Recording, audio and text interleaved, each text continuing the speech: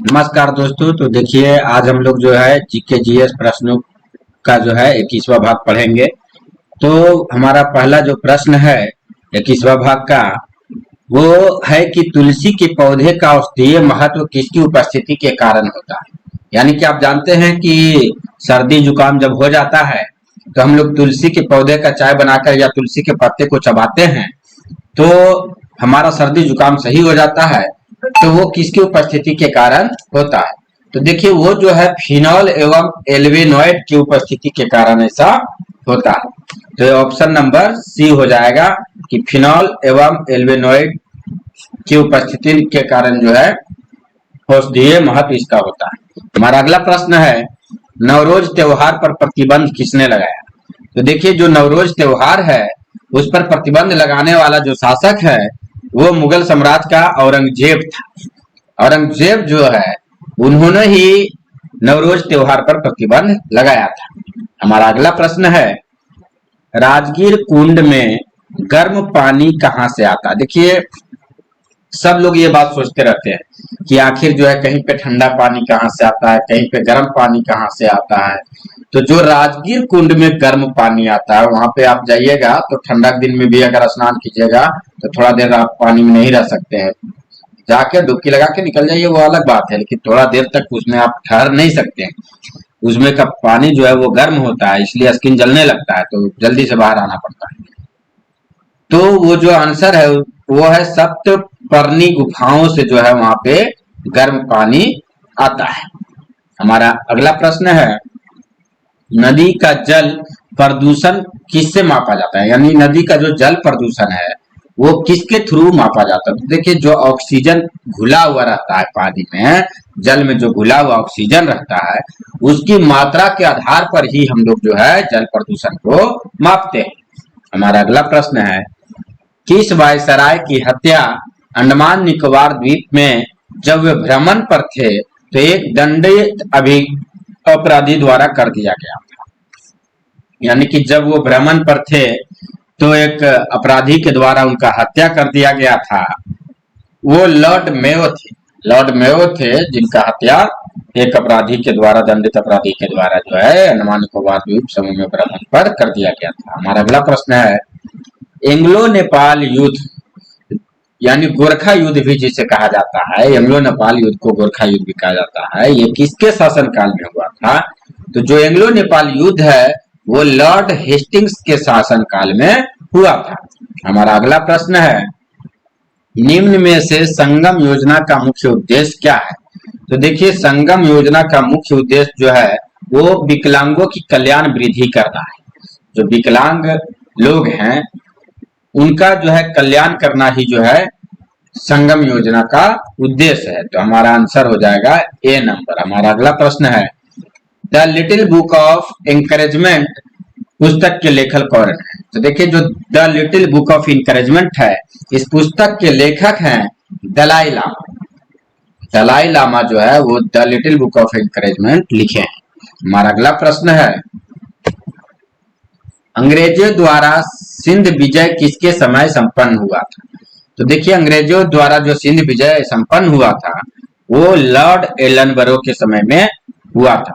और दोस्तों मैं आपको एक बात याद दिलाता चलूं कि अगर आप लोग अभी तक बिहार एसएससी का फॉर्म और बिहार एसआई का फॉर्म नहीं भरे हैं तो बिहार एसआई का फॉर्म जो है वो लास्ट डेट 5 तारीख को है और जल्द ही जो आप जान रहे हैं कि देखते देखते समय पार हो जाता है तो जल्द से जल्द आप लोग फॉर्म भर ले। और बिहार एसएससी का जो लास्ट डेट है वो हमारा जो है 11 नवंबर को है। तो आप लास्ट डेट का इंतजार ना करें और पहले ही भर ले, क्योंकि लास्ट समय में क्या होता है कि सर्वर स्लो हो जाता है और पेमेंट फंसने लगता है। तो इसलिए आप लोग से विनती है कि आप लोग जल्द से जल्द जो है फॉर्म को फिलअप कर ले। हमारा अगला प्रश्न है वेनेजुएला स्थित उष्णकटिबंधीय घास के मैदान को क्या कहा जाता है। तो देखिए जो वेनेजुएला स्थित उष्णकटिबंधीय घास के मैदान है उसे लानोज कहते हैं। उसे क्या कहते हैं, उसे लानोज कहते हैं। हमारा अगला प्रश्न है राष्ट्रीय हथकरघा दिवस कब मनाया जाता है। तो देखिए राष्ट्रीय हथकरघा दिवस जो है वो और भाला दिवस जो है वो दोनों जो है वो 7 अगस्त को मनाया जाता है। भाला दिवस किसके जन्मदिन पर मनाया जाता है। तो देखिए भाला दिवस जो है नीरज चोपड़ा के जन्मदिन पर मनाया जाता है। तो 7 अगस्त को जो है वो भाला दिवस मनाया जाता है भी, और राष्ट्रीय हथकरघा दिवस भी मनाया जाता है। हमारा अगला प्रश्न है, किस राज्य में रक्षाबंधन दिवस को वृक्ष सुरक्षा दिवस के रूप में मनाया जाता है? तो देखिए, रक्षाबंधन दिवस को वृक्ष सुरक्षा दिवस के रूप में जो है वो हमारे बिहार में ही मनाया जाता है। तो बिहार में जो है वो रक्षाबंधन को वृक्ष सुरक्षा दिवस के रूप में भी मनाया जाता है। हमारा अगला प्रश्न है, र मतलब हुआ रिसर्च एंड एनालिसिस विंग। देखिए, आप लोग से फुल फॉर्म भी कहीं कहीं पूछ सकता है कि र का विस्तारित रूप क्या है या पूर्ण रूप क्या है। तो र का पूर्ण रूप है, आर से हो गया रिसर्च, ए से एंड एनालिसिस यानी ए से एनालिसिस, और डब्ल्यू से विंग यानी रिसर्च एंड एनालिसिस विंग इसका फुल फॉर्म है। इसकी स्थापना कब हुई? तो इसकी स्थापना 1968 को हुई है। र की स्थापना कब हुई है? 1968 को हुई है। हमारा अगला प्रश्न है, तारे अपनी ऊर्जा किस प्रकार प्राप्त करते हैं? तो देखिए, जो तारे हैं वो नाभिकीय संयोजन के द्वारा जो है अपनी ऊर्जा प्राप्त करते हैं। देखिए, जो सूर्य जो है उसमें जो आप देखते हैं उसमें जो ऊर्जा निकलता है वो नाभिकीय संलयन के कारण होता है, जबकि तारे अपनी ऊर्जा जो है वो नाभिकीय संयोजन के द्वारा जो है वो करते हैं। तो कहने का मतलब ये है कि संलयन, तारा, सूर्य भी क्या है? तारा है। तो यहाँ भी नाभिकीय संयोजन का मतलब संलयन ही होता है। और जो बम आप देखते हैं, जो परमाणु बम होता है, वो नाभिकीय विखंडन के द्वारा कार्य करता है। तो इस बात में कंफ्यूज मत होइएगा, तारे जो है वो नाभिकीय संयोजन के द्वारा या संलयन के द्वारा, और नाभिकीय विखंडन के द्वारा परमाणु बम जो है वो ऊर्जा प्राप्त करते हैं या छोड़ते हैं। ठीक है। हमारा अगला प्रश्न है, किसी चुंबक की आकर्षण शक्ति सबसे कम कहाँ होती है? तो देखिए, जो चुंबक का आकर्षण शक्ति होता है सबसे कम बीच में होता है। कभी आप देखिए, दो चुंबक को एक साथ लाइएगा धीरे धीरे, तो जब एकदम सामने होगा ना तो वो एक दूसरे को क्या करेगा कि चारों तरफ से जकड़ेगा, लेकिन बीच में उसका मजबूती से पकड़ नहीं होता है। ठीक है, मध्य में उसका जो है शक्ति एकदम कम होता है। और अगर दोनों का सेम डायरेक्शन रहेगा, साउथ पोल रहेगा, तो वो दूसरे को धकेलेगा, वो खींचने के बजाय धकेलेगा। और अगर एक साउथ एक नॉर्थ है तो वो एक दूसरे को आकर्षित करेगा। तो यहाँ आंसर हो जाएगा कि बी नंबर, सबसे कम आकर्षण शक्ति बीच में होता है, मध्य में होता है। हमारा अगला प्रश्न है, निम्न में से प्रत्यक्ष जीवन शास्त्र के रचयिता कौन थे? तो देखिए, प्रत्यक्ष जीवन शास्त्र के रचयिता जो थे वो हीरालाल शास्त्री थे। यही जो है प्रत्यक्ष जीवन शास्त्र के रचयिता थे। हमारा अगला प्रश्न है, अशोक के सारनाथ स्तंभ पर कौन सा पशु का चित्र अंकित नहीं है?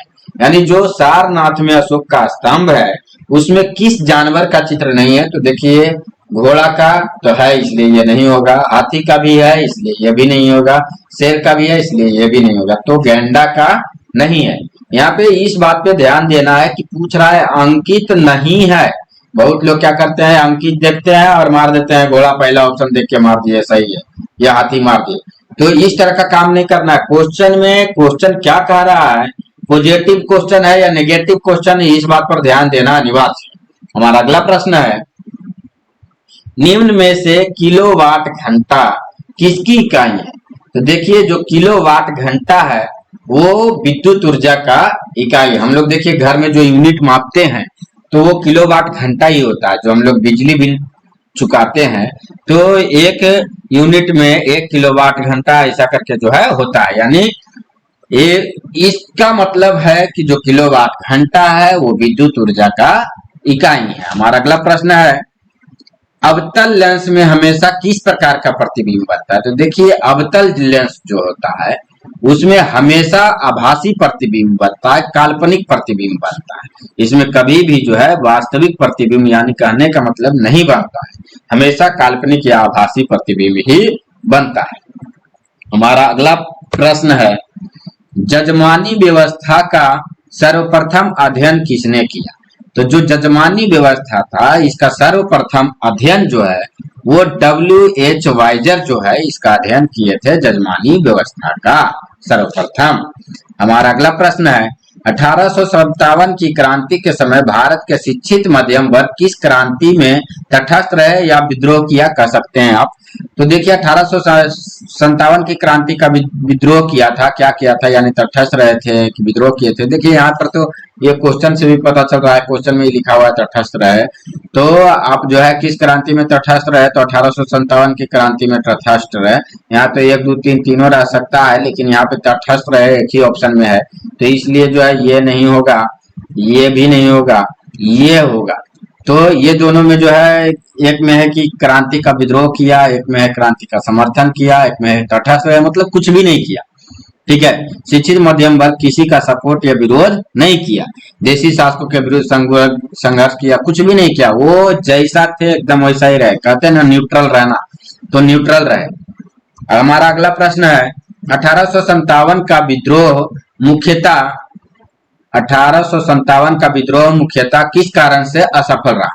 तो देखिए जो 1857 का विद्रोह था वो मुख्य रूप से जो है किसी सामान्य योजना और केंद्रीय संगठन की कमी के कारण जो है, उसी के कारण जो है ये असफल रहा था, यानी कि ऑप्शन नंबर बी हो जाएगा।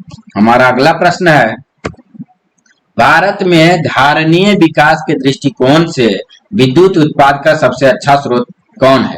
यानी कि अगर बात किया जाए धारणीय, मतलब कहने का मतलब कि जो हम लोग ज्यादा से ज्यादा उत्पादित कर सकते हैं, उस दृष्टि से जो हमारे पे सूट करता है, उस दृष्टि से जो हम कर सकते हैं, उस दृष्टि से सबसे विकास करने लायक धारणीय विकास के दृष्टिकोण से सबसे अच्छा जो स्रोत है वो जल विद्युत है। क्योंकि देखिए हमारे यहाँ जल की कमी है नहीं, उससे जो है हम यूज करके अधिक से अधिक विद्युत ऊर्जा का उत्पादन कर सकते हैं। हमारे यहाँ देखिए कोयला है, लेकिन इसमें जो है बहुत ज्यादा जो है खर्च पड़ता है, और इसको रिसाइकल भी नहीं किया जा सकता है।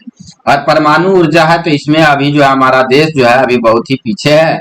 और खनिज एवं तेल एवं गैस है, तो ये भी आप जो है जान रहे हैं कि ये भी खत्म होने वाला चीज है, तो इसका भी उपयोग करना जो है हमारे लिए खतरनाक है, यानी कि एक समय आएगा कि अगर ज्यादा उपयोग करेंगे तो खत्म हो जाएगा। तो सबसे आसान यानी कि बार बार यूज करने वाला चीज जो है वो जल विद्युत ही है, जो हमारे लिए धारणीय विकास के दृष्टिकोण से सबसे सही है।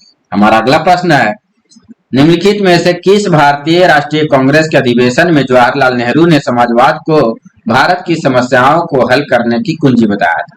तो देखिए लखनऊ का जो भारतीय राष्ट्रीय कांग्रेस का अधिवेशन हुआ था लखनऊ में, जवाहरलाल नेहरू जो है उसी में समाजवाद को भारत की समस्याओं को हल करने की कुंजी बताया था, यानी कि ऑप्शन नंबर बी हो जाएगा। हमारा अगला प्रश्न है और आखिरी प्रश्न है भारतीय राष्ट्रीय कांग्रेस के सर्वप्रथम मुस्लिम अध्यक्ष कौन थे।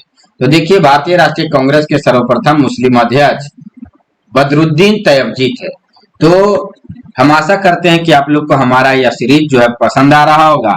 और दोस्तों मैं आप लोग को बता दूं कि अगर आप लोग सही से तैयारी करना चाहते हैं बिहार एसएससी का, तो आप लोग यदि आपका कोई भी सब्जेक्ट कमजोर है तो अभी ही ध्यान दें, क्योंकि अंत समय में क्या होता है कि सेट प्रैक्टिस ज्यादा महत्वपूर्ण होता है। और जिनका तैयारी हो चुका है या तैयारी अच्छी खासी है, वो रेगुलर सेट प्रैक्टिस करना प्रारंभ कर दे, और सेट प्रैक्टिस करने के बाद उसका एनालिसिस अच्छे तरीके से करें, ताकि आगे आपको जो है उसमें दोबारा दिक्कत ना आए। नहीं तो सेट मार के जो है आप सेट प्रैक्टिस कर लिए और रेगुलर प्रैक्टिस कर रहे हैं लेकिन उसका डिस्कशन नहीं कर रहे हैं, तो आपको कोई बेनिफिट होने वाला नहीं है। तो धन्यवाद दोस्तों, हम आशा करते हैं कि आपको हमारा यह वीडियो पसंद आया होगा। जय हिंद।